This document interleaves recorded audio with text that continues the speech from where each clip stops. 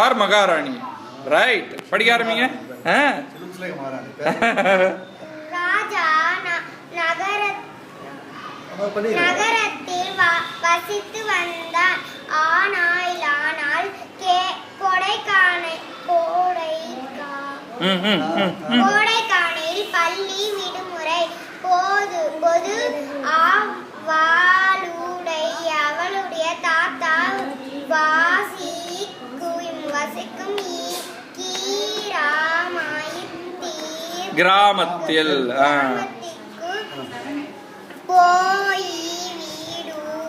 போய் விடுவான். தாத்தா பாட்டியுடன் அங்குள்ள ஆற்றில் கரையோரமாக நடந்து செல்வது. அவளுக்கு கிராமத்திற்கு படித்த பல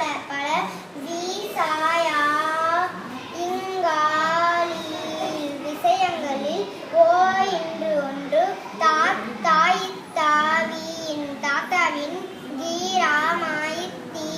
கிராமத்திற்கு உள்ள ஆற்றில் தண்ணீர்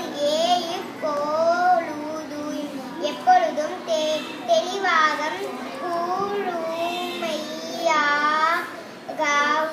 குழுமையாகவும் இருக்கும். ஒரே நிமிஷம். இப்போ என்ன படிச்சீங்க அப்படிங்கறத எனக்கு சொல்லுங்க. அதாவது அதோடைய அந்த கதையை சொல்லுங்க எனக்கு. இது வரைக்கும் நீங்க படிச்சது.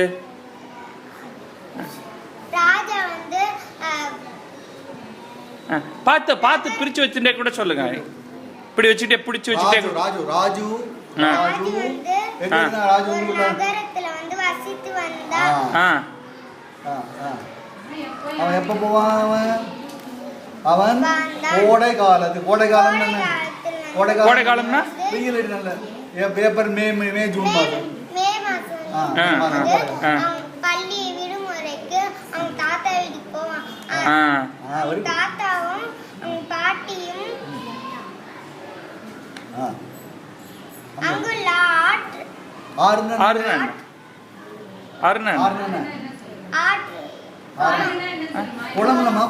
குளம் வந்து 4 பக்கம் மூடி இருக்கும். ஆறுனா எப்படி இருக்கும்? ஆறுனா ஓடுற தண்ணி. பூவும் இருக்குல்ல, பூ தண்ணி குளம் இல்ல. நீங்க ஆறு பாத்திருக்கீங்க இல்லையா? டிவி தான் பாப்பீங்கல்ல. பாத்திருக்கீங்கல்ல? டிவி உங்க வீட்டுல இல்ல. சரி, பரவாயில்ல. தண்ணி ஓடிக்கிட்டே இருக்கும் அதுல. நீங்க ஆறு பார்த்ததே இல்லையா? நான் கொஞ்ச நேரத்தில் உங்களுக்கு ஆறு காமிக்கிறேன்னா. இதுல இந்த ஸ்கிரீன்ல வந்து உங்களுக்கு ஆறுனா எப்படி இருக்கும் அப்படின்னு நான் உங்களுக்கு காமிக்கிறேன். ஆறுனா ரிவர்னா என்னது? தண்ணி ஓடும். தண்ணி போய் கடல் பார்த்துருக்கேன்ல, தண்ணி எல்லாம் போய் கடல் போய் சேர்ந்தா கடலாக வந்து எல்லா தண்ணியும் கடல்ல போகுது. ஆறுல தண்ணி ஓடிக்கிட்டே இருக்கும். ஓடக்கூடிய தண்ணி. குளம்னா தண்ணி நிக்கக்கூடிய தண்ணி, அப்படியே உள்ளே இருக்கக்கூடிய தண்ணி தான் குளம். சரிதா? அந்த ஆற்றுல வந்து கரை ஓரமா நடந்து சென்றான். அப்ப அது வந்து ஒரு பிடித்தமான விஷயம். உனக்கு எது பிடிக்கும்? அவளுக்கு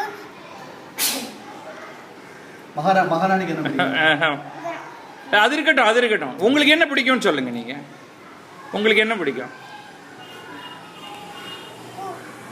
பூ பிடிக்கும். என்ன பூ பிடிக்கும்? Very good. ரோஜா பூ அப்பா அம்மா வாங்கி கொடுத்தா சந்தோஷமா இருக்கும்ல.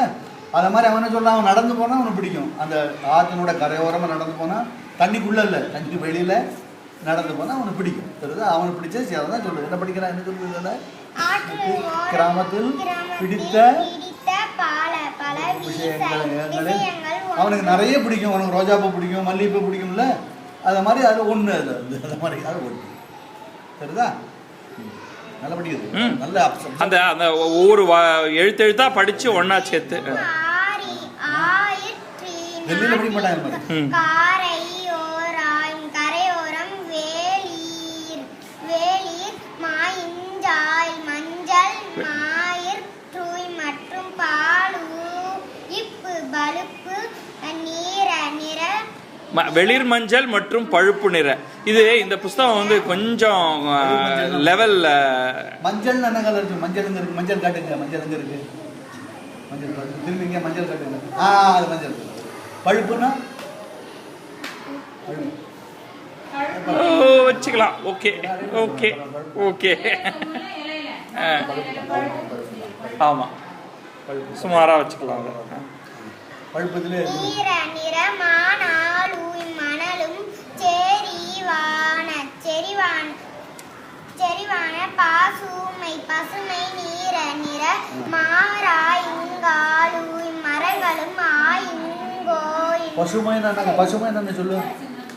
செறிவான குழந்தை இல்ல. Some of these books are badly written. ஆனா எனக்கு பிரதம் புக்ஸ் இருந்தது, அதை கொண்டு வந்துட்டானா. பசுமைனா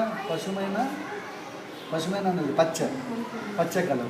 பச்சை பசேல்னு இருக்கும் போவோம் இல்லையா? மரம் வந்த கலர் என்ன கலர்? பச்சை இருக்குல்ல, அது பசுமைனா பச்சையும் பசுமையும் ஒண்ணுதான். பச்சை நிறம் சொல்லுது போல பசுமையும் சொல்லுதாங்க, அவ்வளவுதான் இல்ல. மகாராணி ஒரு ராணி சொன்ன மாதிரி பச்சையும் சொல்லுதாங்க.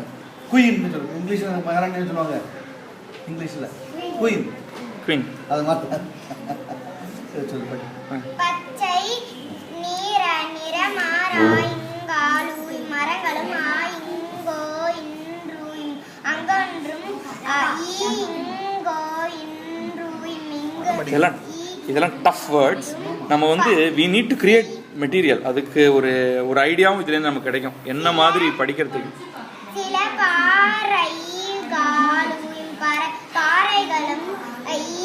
இருக்கும் சில இடங்களில்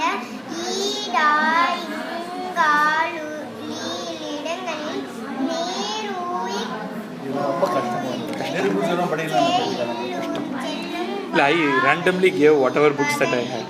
நான் வந்து இதெல்லாம் ஈஸியர் புக்ஸ் அவன் அந்த பையன் வச்சுட்டு. சரி கண்ணா,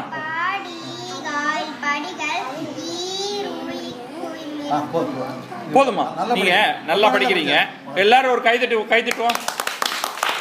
வெரி குட்.